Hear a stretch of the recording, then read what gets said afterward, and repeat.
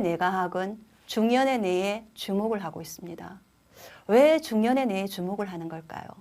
어쩌면 이것은 우리의 인생이 길어지는 것과 일맥상통하는 이유일 겁니다.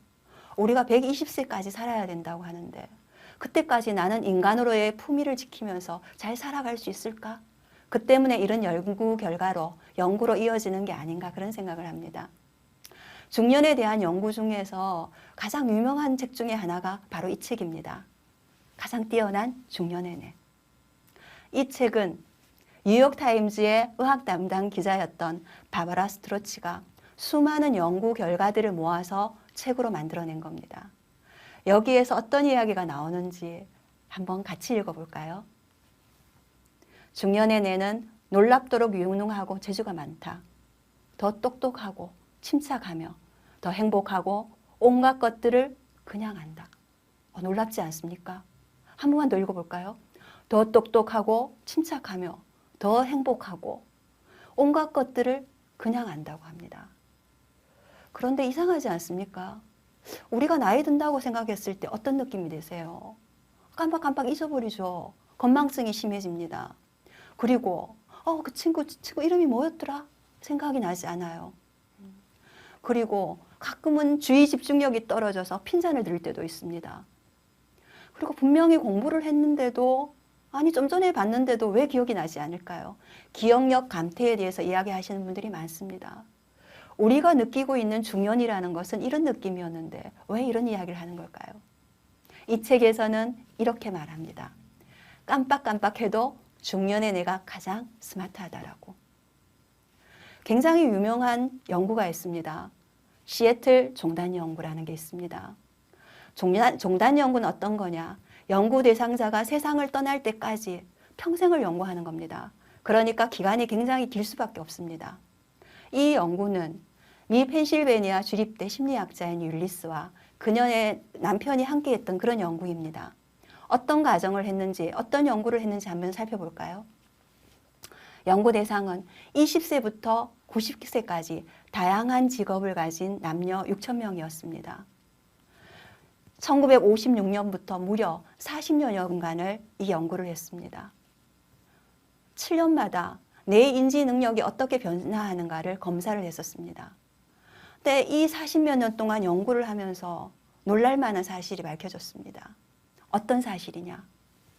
복잡한 인지 능력 중에 지각 속도와 계산 능력을 제외하고 어휘, 언어 기억, 공간 정향, 기납적 추리에서 최고의 수행 능력을 보여줬던 사람들의 평균적인 나이는 바로 40세에서 65세 사이였습니다.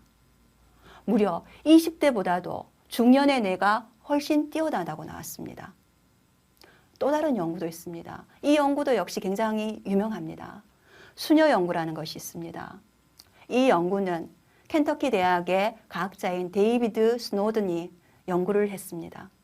누구를 대상으로 했느냐? 678명의 카톨릭 수녀님들을 대상으로 했습니다. 1986년부터 연구를 시작해서 이 연구는 아직 끝나지 않았습니다. 다양한 연구를 했었습니다. 그 연구 과정 중에는 이런 것들도 있었습니다. 사실 이 연구는 주제가 뭐였느냐?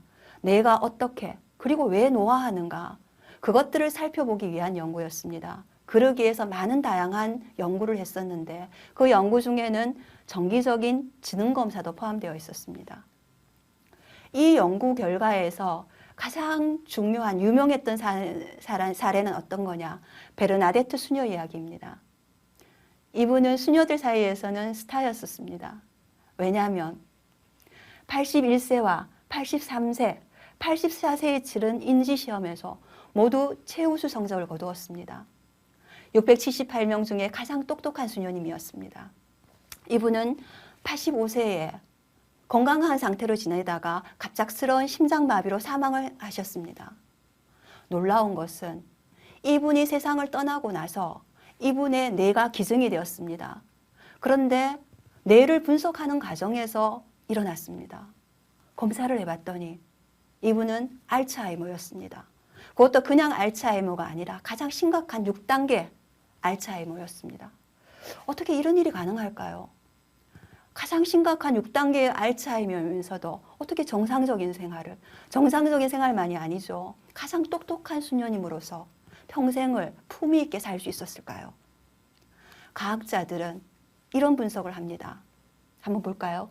중년에 이르러서야 모든 조각들이 하나로 합쳐지기 때문이라고. 또 다른 이야기. 인생 경험을 훨씬 더 많이 축적했기 때문이라고 그런 이야기를 합니다. 여기에서 인지적 비축이론이라는 이론이 나오게 됩니다. 어떤 것인지 한번 읽어보도록 하겠습니다. 뇌가 힘의 비축분을 이미 가지고 있거나 개발해서 사정이 힘들어지면 이 인지적 비축분이 보호막으로 작용한다라는 거.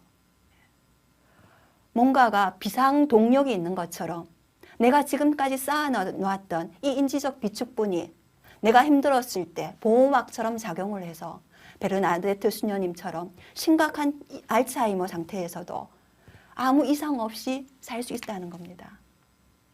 혹시 여러분은 나에게는 얼마나 많은 인지적 비축분이 있을까요? 이 연구를 하면서 제가 중년의 내가 가장 똑똑하다고 말씀드렸는데 모든 중년의 내가 다 똑똑하지는 않습니다.